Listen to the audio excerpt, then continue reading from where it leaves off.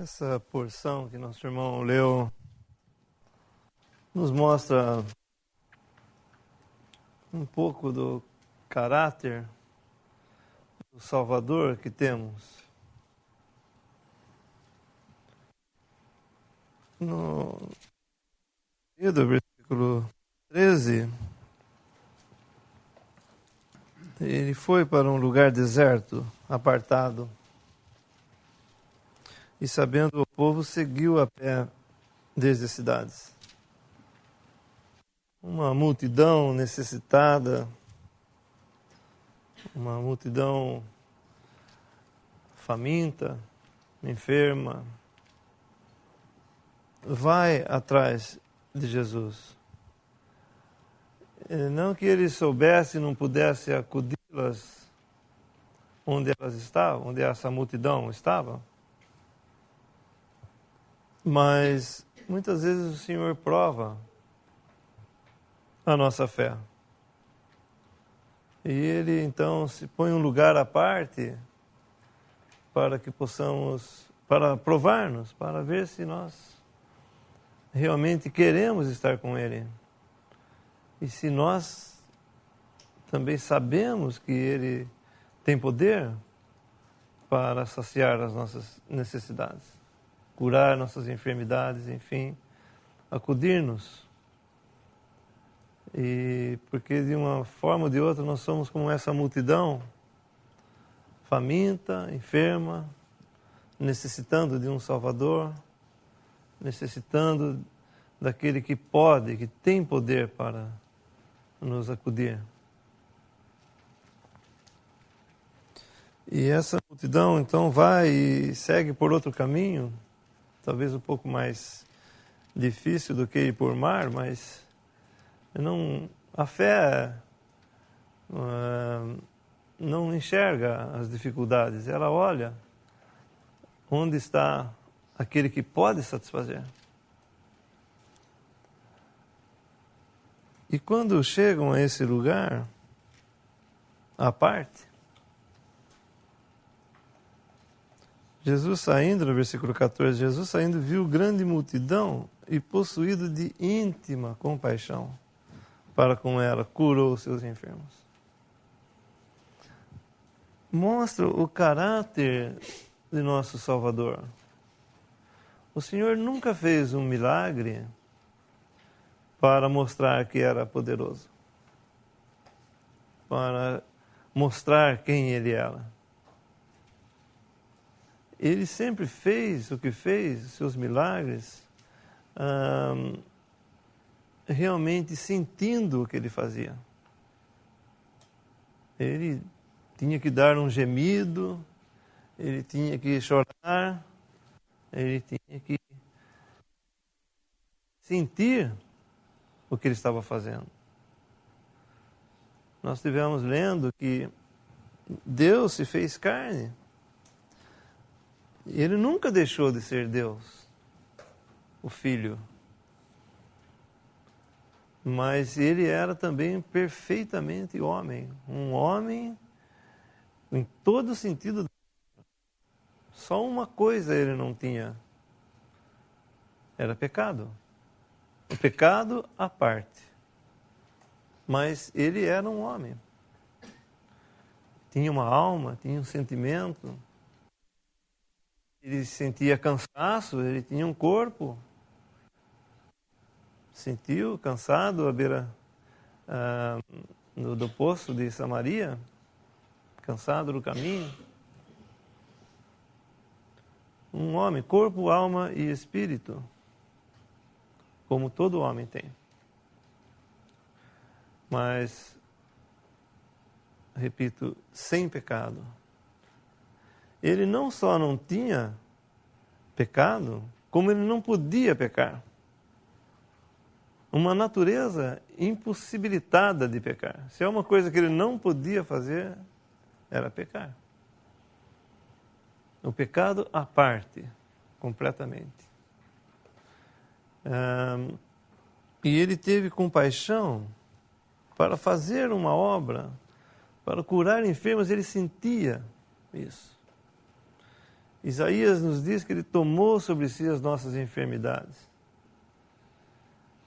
Muitos, com má doutrina, interpretaram isso erroneamente, dizendo que nós não ficamos mais doentes, que é um absurdo. Não, quando ele esteve aqui, em sua vida, ele tomou sobre si as nossas enfermidades, as nossas dores, levou sobre si. Ele sentia cada coisa. Esse é o Salvador que nós temos, um que sentiu, que sabe o que é estar aqui num mundo caído, um mundo hostil a tudo aquilo que é de Deus. E tudo que nós sentimos, ele sentiu. E ele sofreu com isso, passando por aqui. Então, ele, sentindo essa compaixão, curou os seus enfermos. E, sendo chegada a tarde, o versículo 15, os discípulos aproximaram-se dele, dizendo: o lugar é deserto e a hora é já avançada. Despede a multidão para que vão pelas aldeias e comprem comida para si. Provando os corações dos discípulos. Incrível que os discípulos parece que pensaram que podiam, em qualquer lugar, buscar um alimento. Deixar que essas pessoas famintas, enfermos, saíssem e fossem buscar em qualquer lugar. O Salvador sabia que não achariam. Não achariam. Ele diz, no versículo 16, não é mister que vão, dai-lhes vós de comer. E daí vem a circunstância, né? Mas nós não temos, senão 5 pães e 2 peixes. O que é isso para uma multidão? Nas mãos dele é tudo o que é necessário. Tudo o que era necessário estava ali, à disposição. E ele podia fazer, então, de tão poucos recursos, saciar a tantos. E nós vemos que também não foi de qualquer maneira, né? Não era só uma questão de pegar esses pães e transformá-los e pronto. Eles que peguem. Não. Serviu-os. E assentou num lugar refrescante. E tendo mandado que a multidão se assentasse sobre a erva, tomou os 5 pães e os 2 peixes, erguendo os olhos ao céu, os abençoou, partindo os pães, deu aos discípulos e os discípulos à multidão. Houve uma completa obra de amor, de ordem, uma figura do que a Assembleia deve ser, um lugar refrescante, um lugar que os irmãos possam se assentar em paz, e o Senhor vai usar aqueles que os servirão. E, inclusive, esses dois pães e 5 peixes nos falam, em outro evangelho fala que era um mancebo que tinha esses recursos. E é interessante que Deus usa uma coisa fraca, uma coisa pequena, mas Ele usa. Pensando no nosso alimento espiritual, né, às vezes nós temos uma pequena porção, uma coisa fraca, talvez, aos nossos olhos, e que trazemos para a Assembleia, e nas mãos do Senhor, Ele pode multiplicar isso, trazer grande bênção. Talvez aquele menino, esse jovem, tivesse apenas 1%. E isso é importante, que nós tenhamos aquilo que é que nós tenhamos o suficiente para nos alimentarmos das coisas espirituais, nós mesmos nos alimentando das coisas espirituais e trazendo essas coisas para a Assembleia. Não é algo que nós pegamos dos outros e trazemos. Fomos ali a algum lugar, compramos algo muito facilmente e trazemos para a Assembleia. Não, é algo que é um exercício de termos o nosso próprio exercício espiritual, a leitura da palavra, buscando entender as coisas de Deus, orando, pedindo luz, pedindo entendimento na sua palavra. E o Senhor nos dá a porção para nós mesmos. E depois, trazendo nas mãos dele, isso pode ser de bênção também para a Assembleia. E há uma perfeita ordem aqui.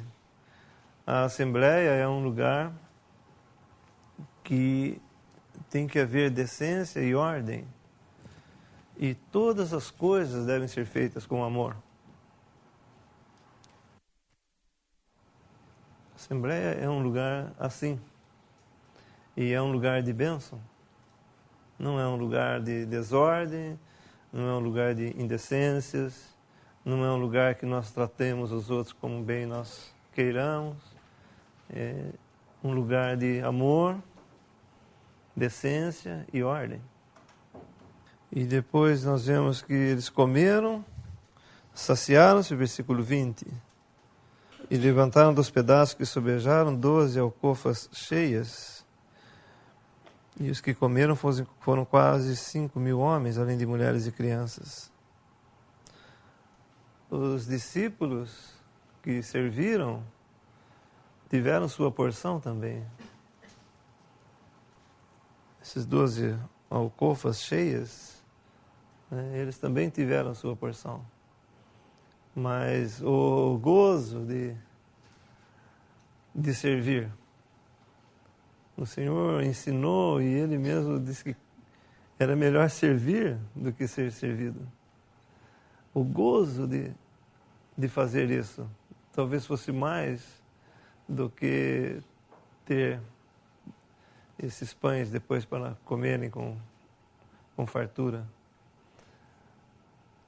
Esse deve ser um espírito, né, que convém para nós, esse exercício de servir.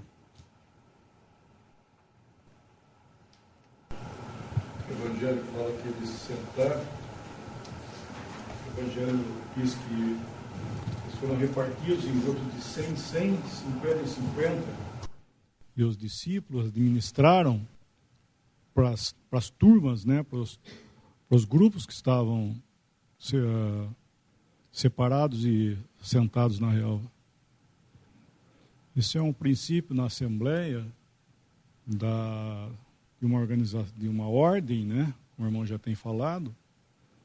Isso nos mostra, por exemplo, uma reunião onde porventura venha acontecer, como acontece em conferências, por exemplo, que a organização, né, de uma distribuição dos pães, por exemplo, ou melhor, do pão, que é distribuído para que todos comam, e seja uma coisa organizada e a tempo, porque nós sempre somos limitados a um tempo de reunião. Então, aqui é um princípio que nos ajuda a entender por que existe, muitas vezes, nós separamos cálices, né? E o pão é repartido daí em 4, 6, dependendo da necessidade. O interessante é que mantém o princípio daquilo que é do Senhor. É um pão, nunca deve ser mais de um pão, meio pão, é um pão e o vinho. Vou entender que na ceia o símbolo é o vinho e não o cálice. Então, os cálices são distribuídos. Logicamente que há comunhão no vinho também, mas o princípio do símbolo, né, é o vinho. E isso é interessante porque existe um tempo, imagina que eles com com mais de 5.000 pessoas para todo mundo comer, e um tempo para isso, né? Então houve essa administração em ordem para que todos comessem e fossem recolhidos o que sobrasse. Então é interessante a sabedoria do Senhor aqui, fazer com que eles fizessem isso. E isso é um princípio na Assembleia, nós devemos ter a luz do Senhor, né, para o Senhor organizar muitas vezes coisas para que o princípio dele permaneça, né? Então eu acho que seria interessante a gente ver o porquê que muitas vezes nós fazemos certas coisas, que é justamente com princípios bíblicos, né?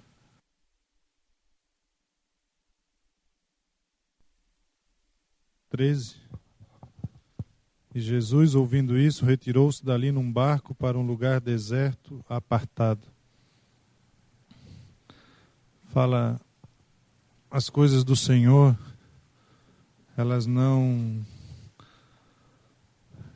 estão juntas com as coisas desse mundo, né? Elas são separadas. Esse é um princípio, né, de luz e trevas. Né? Deus é luz. E as coisas do Senhor, elas são separadas, elas são na luz. Quando o povo de Israel sacrificou o cordeiro da Páscoa, eles passaram o sangue nas laterais e na parte de cima da porta, mas não passaram no chão. E nos fala de que as coisas do Senhor, elas nunca estão ao nível do mundo. É um lugar separado. E nós devemos, ou deveríamos, né, manter essa separação. Nós não temos como viver em comunhão com o Senhor se nós queremos levar outras coisas juntos. E nós precisamos exercício, né, diante do Senhor para desfrutar dessa comunhão com Ele, estarmos apartados dessas coisas. Muitas coisas nesse mundo querem nos seduzir, né? Nós temos Satanás nos armando ciladas, nós temos o mundo querendo nos seduzir, nós temos a nossa vontade própria, a nossa carne, esses três inimigos que todos nós temos, desde os mais jovens até os mais velhos, continuamos com esses inimigos até o final da nossa carreira. E é algo que nós não podemos descuidar, porque poderemos cair, qualquer um de nós está sujeito a cair. E é um privilégio para nós estarmos nesse lugar apartado, né? Próximos do Senhor, juntos dele. Aqueles que se apartaram, que estavam ali juntos, estavam desfrutando daquilo que o Senhor tinha para dar. Muitos talvez não foram, né, e não desfrutaram daquilo ali que o Senhor tinha naquele momento. Tomé também não estava junto, não viu quando o Senhor apareceu para os discípulos.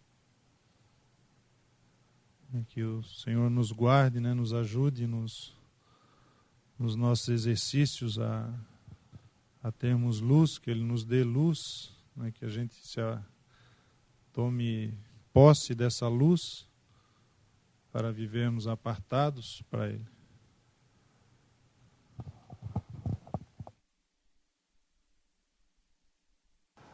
Às vezes nossos irmãos que chegaram um pouco mais recentemente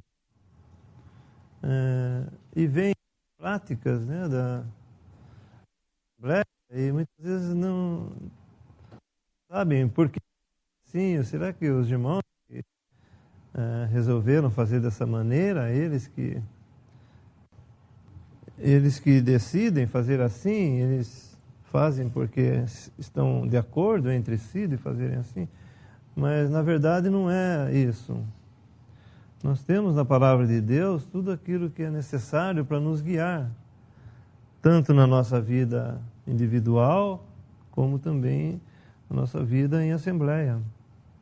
Então, aquilo que é feito na assembleia, que muitas vezes são tão simples, né, no seu conteúdo, mas elas são simples, mas elas têm fundamento. Foram instruídas, né, ou pelo Senhor, pessoalmente, ou pelo ministério dos apóstolos, né, em outras palavras também, pela inspiração das Escrituras. Então, eu gostaria de ler esses versículos em 1 Coríntios 14, 1 Coríntios 14, versículo 26. Que fareis, pois, irmãos, quando vos ajuntais? Cada um de vós tem salmo, tem doutrina, tem revelação, tem língua, tem interpretação. Faça-se tudo para edificação. Então, esse é um dos pontos principais para uma reunião de assembleia. Porque aqui trata-se de uma reunião de assembleia, onde existe dons, existe o Espírito Santo guiando, né, para se dar um hino, para sugerir uma palavra, um salmo ou qualquer coisa que o Espírito Santo possa guiar numa reunião, mas isso não é tudo. Ele diz, faça-se tudo para edificação. Então, uma assembleia, quando vai promover um tipo de reunião, ela deve ver se isso será para edificação. Se não vai ser só uma coisa, uma reunião que vá somente estar os irmãos com outros propósitos, né, vamos dizer até de confraternização e tudo, mas que não seja para edificação. Isso eu digo com respeito a uma assembleia realmente, reunida ou promovendo reuniões para edificação. É um ponto que nós devemos ver. Vai ser para edificação o que a assembleia vai fazer?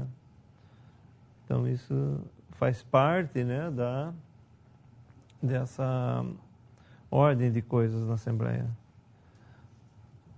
Depois nós temos no versículo 40 desse mesmo capítulo, mas faça-se tudo decentemente e com ordem. Então, a assembleia é algo que é um testemunho na terra. Ela não pode estar congregada e, de qualquer modo, como se fosse uma reunião comum. Como se fosse uma reunião que eu convido para ir à minha casa, para nós estarmos lá comendo juntos e fazendo o que nós quisermos, jogando bola ou fazer qualquer coisa. É algo diferente. Então, tem que haver decência e ordem. E aí, muitas vezes, há complicações, porque uns acham que decente é ter o vestido até no pé, outro até no joelho, e não se trata desse tipo de coisa.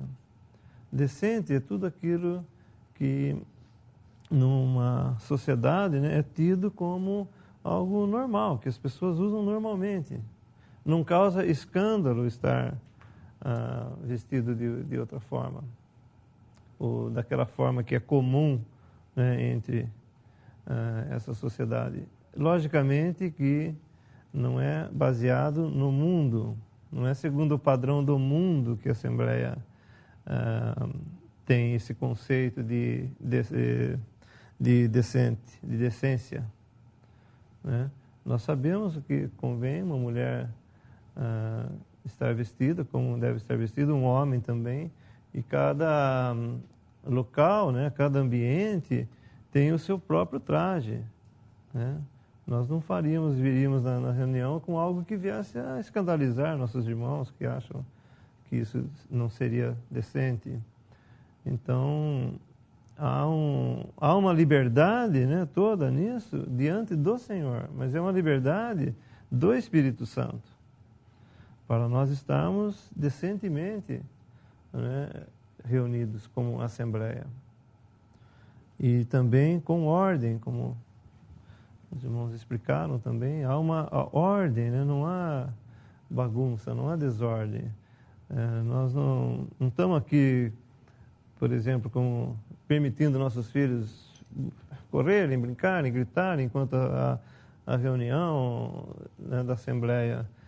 E isso mostra uma ordem, isso, graças a Deus, mostra uma boa ordem, né, nas coisas de Deus. Que é muito bom quando, como nós vimos aqui, né, os irmãos sentados, seus filhos pequenos ainda, um pouco cansados de estarem tanto tempo reunidos. Para os adultos é mais fácil aguentar isso, né? Mas mantendo-os em ordem. Por que isso, né? Porque a Assembleia é um lugar de ordem. E é importante isso. Quando falam também, um fala, o outro espera, fala em dois, ou quando muito três. E todas essas coisas dizem respeito, né, a essa ordem na Assembleia. E por fim nós temos no capítulo 16 dessa mesma epístola, no versículo 14, todas as vossas coisas sejam feitas com amor, com caridade. Esse é outro ponto importante também. É importante que haja edificação, que seja feita essas atividades da Assembleia para a edificação, seja feita com decência e ordem, mas todos os vossos atos sejam feitos com amor. Isso mostra o buscar o interesse, né, de todos, e não de um ou de outro, ou muito menos o meu próprio, nessas atividades, né, da Assembleia, na promoção dessas atividades na Assembleia. Todos os vossos atos sejam feitos com amor. Quer dizer, pensem, né, nos outros, pelo menos na maioria.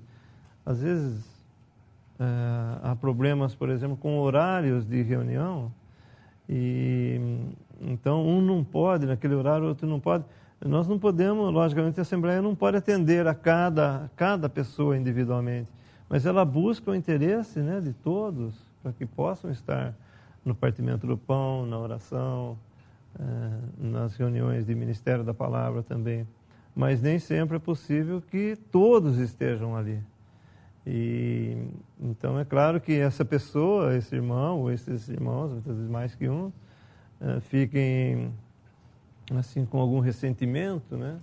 Porque eles não podem estar ali naquele horário, mas representativamente a Assembleia está reunida ali e o Senhor pode dar um livramento, né, para esses irmãos, para que eles possam estar ali também. Mas o princípio é de fazer todas as coisas, né, em amor.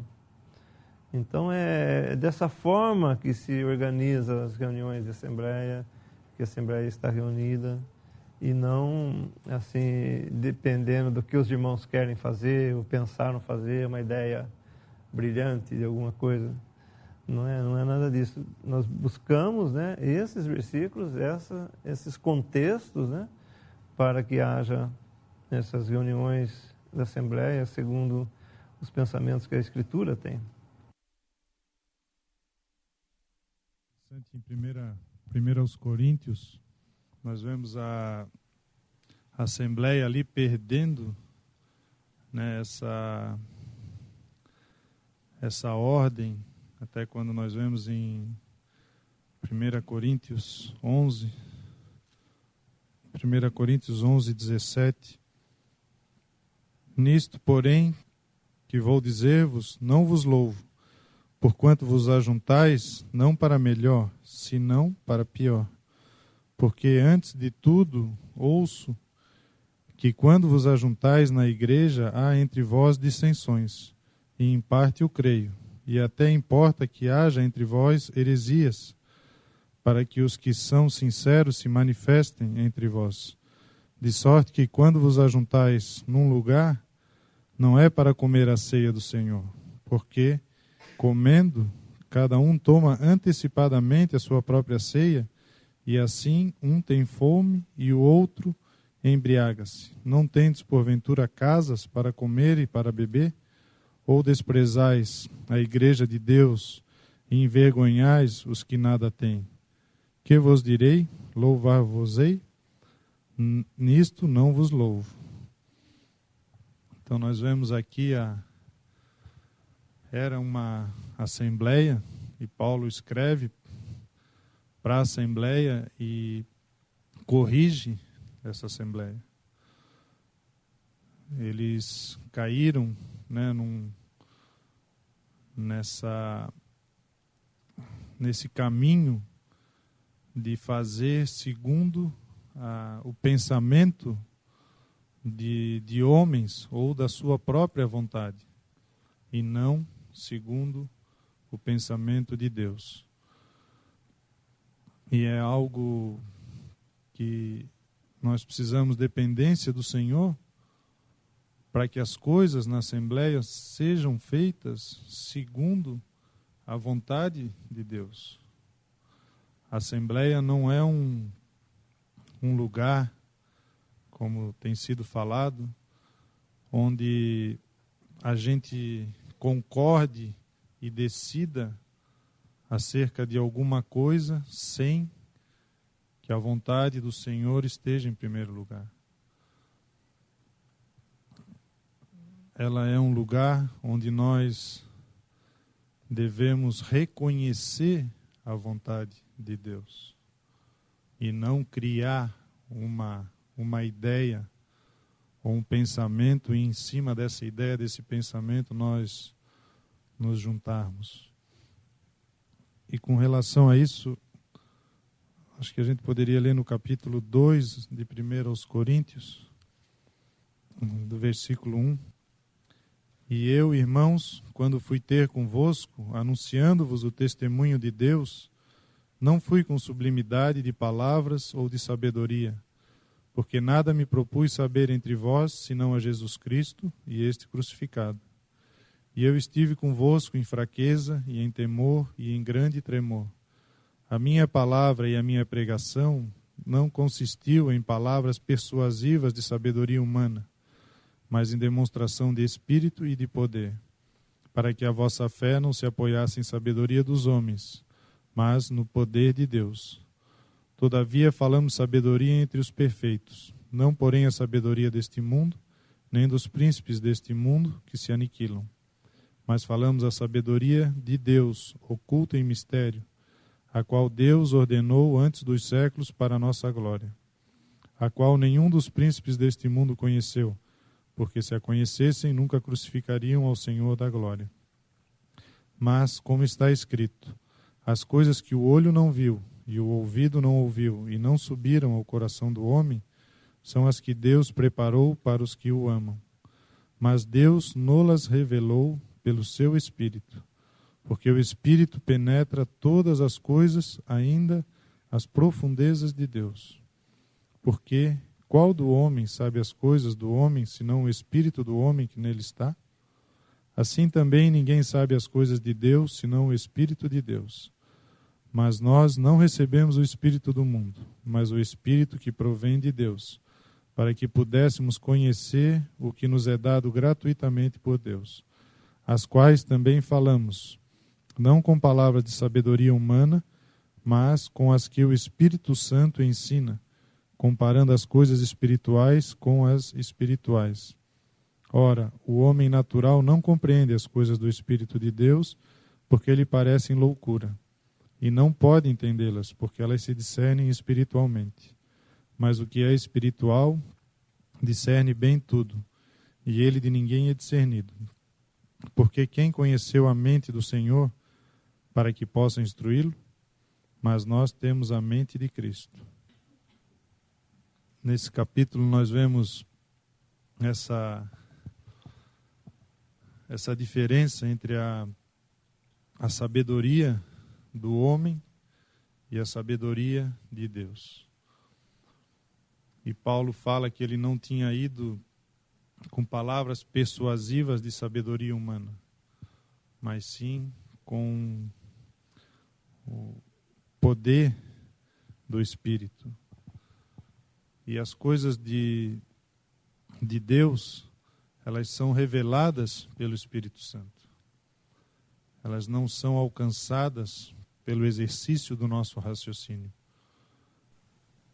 Como fala o versículo 9, mas como está escrito, as coisas que o olho não viu e o ouvido não ouviu e não subiram ao coração do homem, são as que Deus preparou para os que o amam. Mas Deus nolas revelou pelo seu Espírito, porque o Espírito penetra todas as coisas, ainda as profundezas de Deus. Nós entendemos as coisas de Deus porque elas estão sendo reveladas a nós pelo Espírito Santo. É o Espírito Santo, como fala aqui, que conhece as profundezas de Deus, nos trazendo essas revelações. Mas nós corremos o risco de tirarmos conclusões segundo a nossa sabedoria das coisas de Deus. E vemos aqui a Assembleia de Corinto com tantos problemas, nessa epístola é muito preciosa para nós, porque nos mostra, clareia, né, todos esses problemas que haviam por falta de comunhão com o Senhor e problemas que aconteceram numa uma assembleia normal, igual às nossas. E esse capítulo é interessante, que nos mostra da onde nós devemos esperar esse discernimento, da onde é a fonte que nós absorvemos as coisas para as nossas vidas. E que haja esse temor nos nossos corações para esperarmos a revelação do Espírito Santo para as nossas vidas. Nossa vida pessoal, nossa vida na Assembleia, as decisões da Assembleia, nós precisamos de direção do Espírito Santo. Não podemos tomar decisões sem essa direção. O povo de Israel fez uma aliança com os, se não me engano, os gibeonitas, né?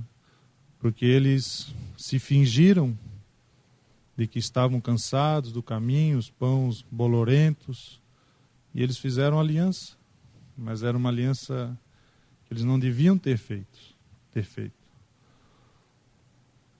E nós também muitas vezes nos antecipamos a dar passos na nossa vida sem essa fonte que é o Espírito Santo nos ensinando, nos mostrando, e sem esperarmos essa direção. Mas é precioso, né? Nós sabemos que o Espírito Santo habita em nós, que Ele nos ensina em toda a verdade e que Ele nos guia nas coisas de Deus. Como nós vemos em Lucas, né? O homem com um cântaro d'água, o Espírito Santo e a palavra de Deus. Por isso nós estamos aqui, né, reunidos ao nome do Senhor, porque nós fomos trazidos para cá pelo Espírito Santo e pela palavra de Deus. A Assembleia de Corinto era uma assembleia abençoada nesse sentido. Muitos dons, ao ponto tal de Paulo dizer, nenhum dom vos falta. Mas isso não é tudo. Então nós vemos que o estado que estava a Assembleia de Corinto, né, os problemas, dom não vai resolver nada. Então faltava o quê? Como nós temos visto aí. Dependência do Senhor, faltava ordem, faltava amor. Então isso é que mantém, né, uma Assembleia. Porque muitas vezes nós ficamos buscando, né, faltando, puxa vida, falta. Verdade, irmão. Se nós temos o Senhor, nós temos tudo, né? E o que estava acontecendo justamente aqui em Corinto era isso. Eles estavam olhando para homens, inclusive medindo entre eles mesmos, baseados entre eles. O homem, né? Medindo uns com os outros. A medida lá de julgamento era uns com os outros. O irmão Darby fala um pensamento interessante, que erro em julgamento está conectado com injustiça de afeto. Quando nós julgamos alguma coisa, o julgamento errado, ele sempre vai estar conectado com a injustiça de afeto. Ou seja, nós fazemos ou acepção ou preferência, e Coríntios estava vendo isso. Essas divisões, tudo isso estava acontecendo por quê? Era o homem tentando fazer as coisas de Deus.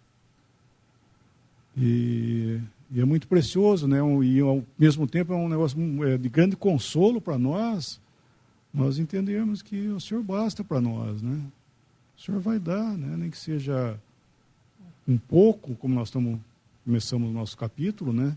Nem que seja ali o peixinho, o pão, mas Ele vai dar o necessário, nunca vai faltar para nós. E Paulo disse uma coisa no capítulo 14, que ele preferia falar 5 palavras com entendimento para instruir aos outros do que 10.000 que não tivesse o seu alcance, né, a sua finalidade. Então nós vemos que realmente não é a multidão de palavras, do conhecimento, que Paulo tinha, inclusive, né? Mas ele sabia que não era isso que a demonstração de sabedoria, como ele fala nesse capítulo que o irmão citou agora, capítulo 2, e sim eram palavras dirigidas do Senhor para a edificação, nem que fosse 5 palavras.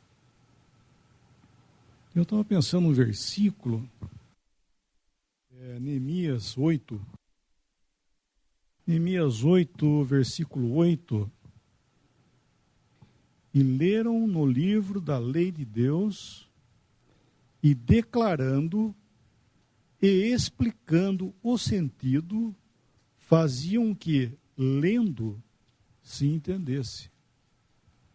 Então nós estamos vendo que princípio, né, de uma exposição, de uma leitura da palavra de Deus. Nós vemos que ele lendo, declarando, explicando o sentido, fazendo que eles entendessem. E eu acho que isso é um princípio muito interessante quando nós vamos falar na nossa inteligência, né? Nem que sejam 5 palavras. Porque às vezes nós queremos falar tanta coisa, falamos palavras difíceis, falamos isso, falamos aquilo, e os mais simples às vezes nem entendem o que você está querendo falar, nem a palavra, você não está entendendo o sentido da palavra. O que adianta, irmãos? Mostrar sabedoria? Falar, explicar, para que entendam por quê. Vai ser edificação, é isso que nós estamos vendo, né? Que nós temos que ter em vista a edificação dos santos.